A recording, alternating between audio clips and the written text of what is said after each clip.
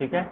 तो यहाँ पे हम क्या करेंगे, सबसे पहले अगर पाइथन में हमें क्या करना है, एक न्यू फाइल बनानी है, IDLE की हेल्प से हमें एक प्रोग्राम बनाना है।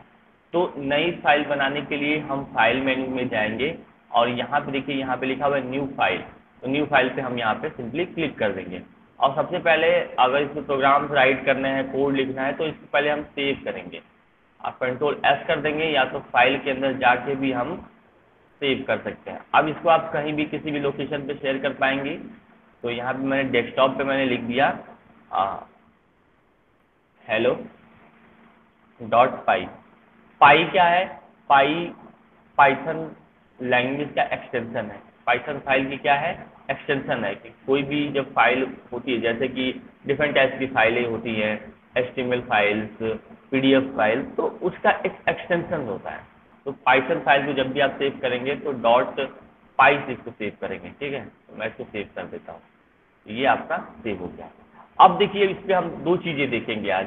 दो चीज़ें क्या है कि वेरिएबल क्या होता है। प्रीवियस क्लास में मैंने आनंद को बताया था कि वेरिएबल क्या होता हाँ है, सर। और इसको हमने काफ़ी डिस्कस किया था कि वेरिएबल क्या होता है। वेरिएबल में स्टोर करके मैंने हेलो वर्ल्ड को भी प्रिंट कराया था। तो वो सारी चीज़ें मैं अभी करूँगा। उसके बाद हम देखेंगे कि डेटा टाइप क्या होता है। ठीक है, तो मैं देख लेता हूँ। वेरिएबल एज अ कंटेनर होता है। कंटेनर मीन्स किसी चीज़ को होल्ड करके रखना, कैप्ट करके रखना। और देखिए, मेमोरी एड्रेसिंग पे ही, मेमोरी एड्रेस पे ही जो भी वेरिएबल होता है उसकी वैल्यू स्टोर होती है। सपोज फॉर एग्जांपल क्या कर सकते हैं, जैसे कि मैंने एक वेरिएबल बनाया, तो देखिए यहाँ पे मैं हैश कर देता हूँ, हैश। ठीक है, हैश से क्या मतलब होता है कि कमेंट देने के लिए, कमेंट। तो यहाँ पे हैश, और यहाँ पे दे देते हैं declare a variable, declare a variable. हमें एक वेरिएबल डिक्लेयर करना है। तो वेरिएबल का नाम हम क्या रख सकते हैं, वेरिएबल का नाम हम जब भी रखेंगे कि अल्फ़ाबेट रखेंगे, अल्फ़ाबेट के बाद नंबर रखेंगे, लेकिन स्टार्टिंग में नंबर नहीं रखेंगे। तो मैंने लिया A20। आप देखिए, जब भी प्रोग्रामिंग लैंग्वेज में हम बात करते हैं तो इसको हम क्या, इसको हम इक्वल नहीं बोलते हैं, इसको असाइनमेंट ऑपरेटर बोलते हैं। जब हम ऑपरेटर पढ़ेंगे तो भी देखेंगे। तो इसका मतलब क्या होता है, तो ए में 20 वैल्यू को मैंने क्या कर दिया, असाइन कर दिया। ठीक है, अब इसको अगर हम प्रिंट करना चाहेंगे स्क्रीन पे, तो हम कैसे प्रिंट करेंगे, हम प्रिंट फंक्शन कॉल करेंगे और उसमें ए वैल्यू को पास कर देंगे। क्या कर देंगे, पास कर देंगे। और सिंपली Ctrl+S से इसको सेव कर देंगे। और फिर मैं इसको F5 या यहाँ पे रन कर दूंगा मैं। देखिए यहाँ पे रिजल्ट आ गया 20। ठीक है, तो ये सिंपल होता है। क्योंकि देखिए, अगर हम 20 को स्टोर नहीं करेंगे तो कैसे मुझे पता चलेगा या कंप्यूटर को कि उसने मेमोरी में कुछ चीज़ें वैल्यू स्टोर करी।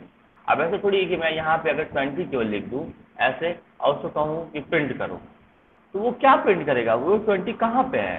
या तो सिंपली मैं 20 लिख दूँ यहाँ पे। तो सिंपली अगर मैं यहाँ पे 20 लिख दूंगा तो इसको रन करूंगा, तो ये क्या करेगा, सबसे पहले इसको सेव करेगा, और सेव करने के बाद 20 को यहाँ पे क्या करेगा, प्रिंट कर देगा। तो ये तो चीज़ें आप डायरेक्ट फंक्शन में दे रहे हो ना।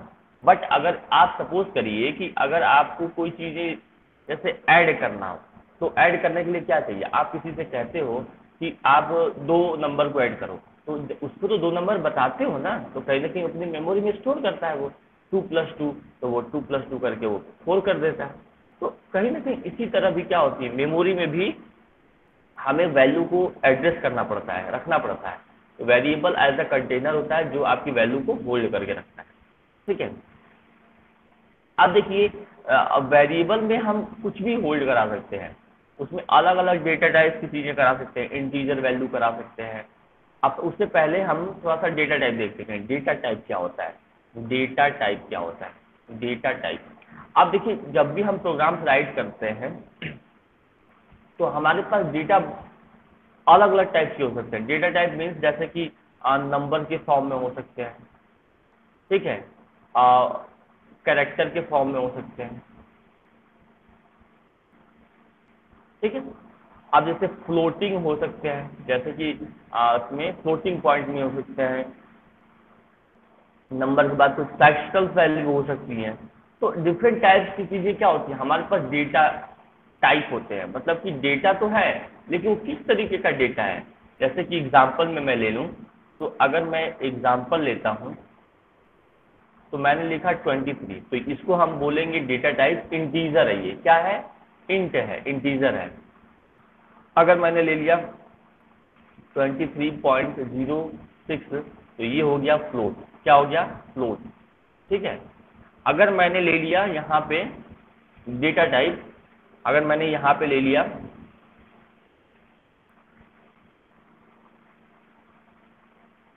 3, 4, तो इसको हम बोल सकते हैं लिस्ट। इसको क्या बोलेंगे? लिस्ट डेटा टाइप है, लिस्टिंग होगी। एक होता है डिक्शनरी होती है, इसमें क्या और ये होता है जैसे कि 23 क्या है? 23 पॉइंट, जैसे दशमलव में नहीं होता है, दशमलव आपने पढ़ा होगा, तो उसमें फ्रैक्शनल जो फ्लोटिंग होती है, फ्लोट वैल्यू होती है कि इंटीजर पार्ट के साथ साथ वो क्या करता है आपकी वो दशमलव वाली जो वैल्यू होती है उसके बाद जो फ्रैक्शनल पार्ट होते हैं उसको भी क्या करता है वो, उसको भी वो यहाँ पे कंसीडर करेगा। जैसे कि अगर आप ऐसा डिवाइड करते हैं कि उसके बाद क्या आता है, कुछ पॉइंट समथिंग्स आते हैं, तो अगर आप इंटीजर डेटा टाइप यूज करोगे तो वहां पे वो केवल आपके इंटीजर पार्ट को ही रिजल्ट देगा। लेकिन अगर फ्लोट डेटा टाइप यूज कर लेते हो तो आपको वहां पे सारा रिजल्ट देगा। आपको फ्लोटिंग पॉइंट अगर वो समथिंग में आता है, जैसे कि आप लोग इस टाइम बोर्ड का रिजल्ट निकला होगा तो किसी का परसेंटेज होगा 88 पॉइंट समथिंग, कुछ हाँ समथिंग सर। होगा ना। तो समथिंग को काउंट करने के लिए हमें क्या करना पड़ता है? फ्लोट को यूज करना पड़ता है। तो ये डेटा टाइप होते हैं कि हमारे प्रोग्रामिंग लैंग्वेज में कितने तरह के डेटा टाइप होते हैं। तो हम बात कर लेते हैं, यहाँ पे फ्लोट हो गया, ठीक है, यहाँ पे सेट हो गया, यहाँ पे लिस्ट हो गया, यहाँ पे डिक्शनरी हो गई, ठीक है, डिक्शनरी हो गई। एक होता है ट्रिपल, ट्रिपल होता है ये इस तरीके का। तो इंटीजर, फ्लोट, ठीक है। एक डबल भी होता है। डबल क्या होता है? डबल रेंज होता है। क्या होता है? रेंज होता है। जैसे कि अगर इसकी साइज फ्लोट की तरह ही होता है, लेकिन फ्लोट में सपोज करिए कि इसकी रेंज है 1 GB, सपोज करिए 1 GB है, तो इसकी डबल की क्या होगी? 2 GB होगी। तो थोड़ा सा ये लार्ज स्केलिंग में हम डबल को यूज कर लेते हैं। तो ये डेटा टाइप है सिंपली। और जैसे कि कैरेक्टर, कैरेक्टर की मैं बात करूँ, यहाँ पे कैरेक्टर या स्ट्रिंग, इसको जनरली हम स्ट्रिंग बोलते हैं कि कॉम्बिनेशन ऑफ क्या होते हैं, वर्ड बोल सकते हैं, या तो हम कैरेक्टर्स बोल सकते हैं। तो एक स्ट्रिंग होता है, जैसे मैंने स्ट्रिंग का एग्जांपल क्या होगा, स्ट्रिंग का एग्जांपल में अगर आप लिखना चाहोगे तो डबल कोट के अंदर जो भी स्ट्रिंग आप लिखोगे डबल कोट के अंदर हेलो, तो ये क्या कहलाएगा? एक क्या कहलाएगा? यहाँ पे एक स्ट्रिंग कहलाएगा। और स्ट्रिंग क्या होता है? ग्रुप ऑफ कैरेक्टर्स होते हैं, ग्रुप ऑफ कैरेक्टर्स होते हैं, ठीक है। तो ये चीजें क्या होती है? डेटा टाइप होते हैं। तो हम अलग अलग, जैसे कि अगर हम चाहते हैं कि डेटा टाइप फाइंड आउट करना, ठीक है, तो ये हो गया वेरिएबल और डेटा टाइप।